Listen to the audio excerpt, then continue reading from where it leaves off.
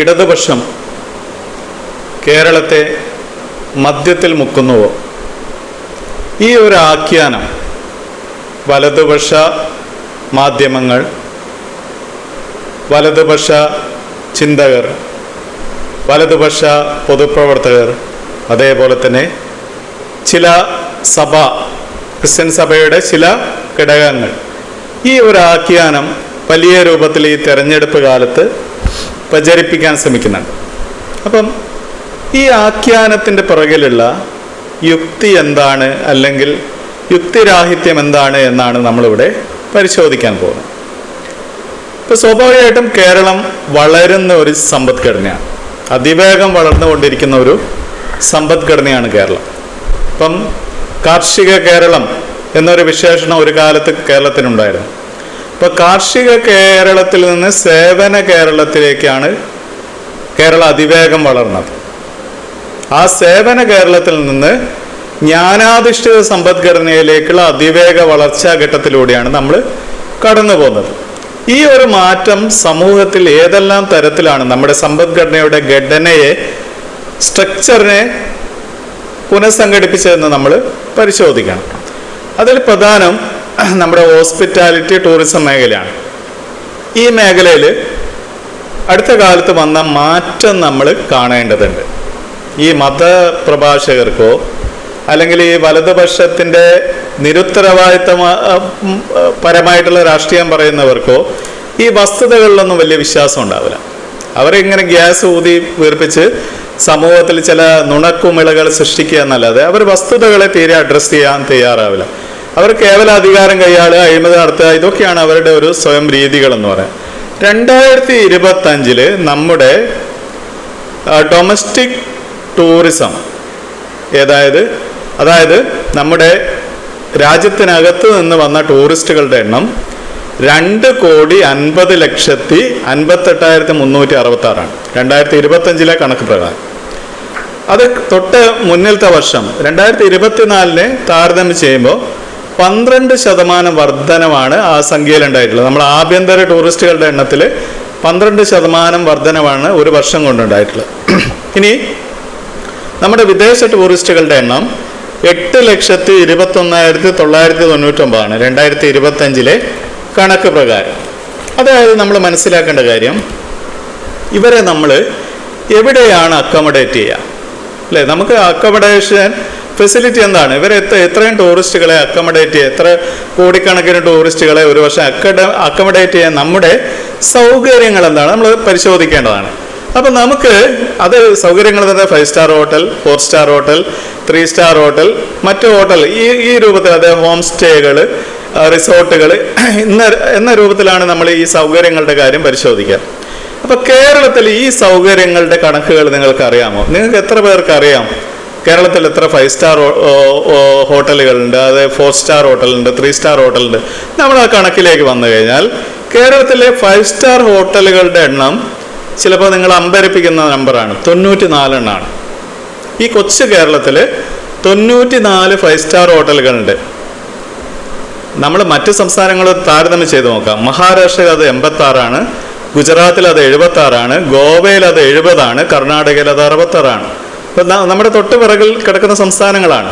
അപ്പോൾ ഇവയൊക്കെ പലതും വലിയ സംസ്ഥാനങ്ങളാണ്. അപ്പോൾ ഇവയെ അപേക്ഷിച്ച് എന്തുകൊണ്ടാണ് 5 സ്റ്റാർ ഹോട്ടലുകളുടെ എണ്ണത്തിൽ നമുക്ക് വർധനവുണ്ടായിട്ടുള്ളത്? ഇനി 4 സ്റ്റാർ ഹോട്ടലുടെ കണക്കിലേക്ക് വരാം. 458 എണ്ണമാണ് നമ്മുടെ 4 സ്റ്റാർ ഹോട്ടലുകളുടെ എണ്ണം, 458. ഇനി 3 സ്റ്റാർ ഹോട്ടലുകളുടെ കണക്കിലേക്ക് വരാം. 790 നമ്മുടെ 3 സ്റ്റാർ ഹോട്ടലുകളുടെ എണ്ണം. ഒന്ന് ആലോചിച്ച് നോക്കൂ. ഈ രംഗത്ത്, ഈ ഒരു ഹോസ്പിറ്റാലിറ്റി രംഗത്ത്, ടൂറിസം രംഗത്ത് ഈ കഴിഞ്ഞ ദശകങ്ങൾ നമ്മൾ എത്രമാത്രം വളർന്നു എന്ന് നമ്മൾ ആലോചിച്ച് നോക്കൂ. ഈ മേഖലയിൽ നമ്മൾ അത്യധികമായിട്ടുള്ള വളർച്ചാ നിരക്കാണ് നമുക്ക് ഉണ്ടായിട്ടുള്ളത്. അതായത് നമ്മുടെ സമ്പദ്ഘടന എന്ത് ചെയ്യാണ്? ഈ ഓറിയൻ്റായിട്ട് മാറുകയാണ്, സേവന മേഖലയെ ഓറിയൻറ്റ് ചെയ്ത് മാറുകയാണ്. അതിനനുസരിച്ചുള്ള ഫെസിലിറ്റികൾ ഇവിടെ ഒരുക്കപ്പെടുന്നുണ്ട്. നമ്മുടെ സാമ്പത്തിക വളർച്ചയെ ത്വരിതപ്പെടുത്തുന്ന ഈ മേഖലയാണ്. അപ്പം 2026 കണക്ക് പ്രകാരം നമുക്ക് നമ്മുടെ ബാർ അറ്റാച്ച്ഡ് ഹോട്ടലുകൾ അല്ലെ ബാറുകളുടെ എണ്ണം 880 വർദ്ധിച്ചു. അതായത് അതിന് 10 വർഷം മുമ്പ് 236 എണ്ണം ആയിരുന്നു. അത് 880 വർദ്ധിച്ചു. അത് വർദ്ധിക്കും. അത് കേവല യുക്തിയാണ്. കാരണം കുറഞ്ഞ ഹോട്ടൽ അന്ന് 425 ഹോട്ടലേ ഉള്ളൂ.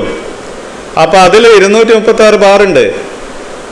അപ്പൊ സ്വാഭാവികമായിട്ട് എന്താണ്, നമ്മുടെ ഹോട്ടലുകളുടെ എണ്ണം, 5 സ്റ്റാർ ഹോട്ടലുകളുടെ എണ്ണം, 4 സ്റ്റാർ ഹോട്ടലുകളുടെ എണ്ണം, 3 സ്റ്റാർ, ഇതെല്ലാം വർദ്ധിക്കുന്ന സമയത്ത് നമ്മുടെ ബാറുകളുടെ എണ്ണം വർദ്ധിക്കും.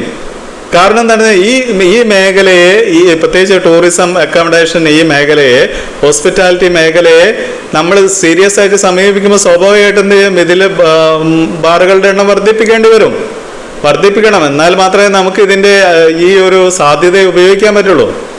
ഈ ടൂറിസം രംഗത്തെ ഈ സാധ്യതയെ, അല്ലെ ഹോസ്പിറ്റാലിറ്റി മേഖലയിലെ ഈ സാധ്യതയെ നമുക്ക് കേരളത്തിന് ഉപയോഗിക്കാൻ കഴിയണമെങ്കിൽ അതിനുള്ള ഫെസിലിറ്റി നമ്മൾ ഒരുക്കി കൊടുക്കണം. അത് ആനുപാതികമായിട്ട് സംഭവിച്ചു എന്നുള്ള കാര്യമാണ് നമ്മൾ കാണേണ്ടത്. അത് ആ ഒരു വർധനവ് നമ്മളിപ്പം 1225 ഹോട്ടലുകളാണ് ആ രൂപത്തിൽ വർദ്ധിച്ചത്. അതായത് 800 ഹോട്ടലുകൾ കഴിഞ്ഞ 10 വർഷം കൊണ്ട് കൂടി. ഓക്കെ, അപ്പൊ ഈ മേഖലയിൽ മാത്രം 30,000 തൊഴിലവസരങ്ങളാണ് ഉണ്ടായത് ഈ മേഖലയിൽ. അപ്പൊ അത് വളരെ വലുതാണ്. അതിനെ ആ രീതിയിൽ കാണാൻ നമുക്ക് കഴിയണം. അല്ലാതെ ഈ പോങ്ങന്മാരെല്ലാം പറയുന്നത് പോലെ അതിൻ്റെയൊക്കെ പിറകിൽ നമ്മൾ പോയി കഴിഞ്ഞാൽ നമുക്ക് നമ്മുടെ വളർച്ചയെ അല്ലെങ്കിൽ എക്കണോമിക് മൊമെൻ്റത്തെ, ഗ്രോത്തിനെ ഒന്നും മെയിൻറ്റെയിൻ ചെയ്ത് പോകാൻ പറ്റില്ല. നമ്മൾ റിവേഴ്സ് മൈഗ്രേഷനെ കുറിച്ച് ചിന്തിക്കുന്ന കാലഘട്ടമാണ്. പഴയതുപോലെ മൈഗ്രേഷൻ മാത്രമല്ല കേരളത്തിൽ സംഭവിക്കുന്നത്, റിവേഴ്സ് മൈഗ്രേഷൻ സംഭവിച്ചു തുടങ്ങി. അപ്പൊ ആ റിവേഴ്സ് മൈഗ്രേഷൻ സംഭവിക്കുന്നത് എന്തുകൊണ്ടാണ്?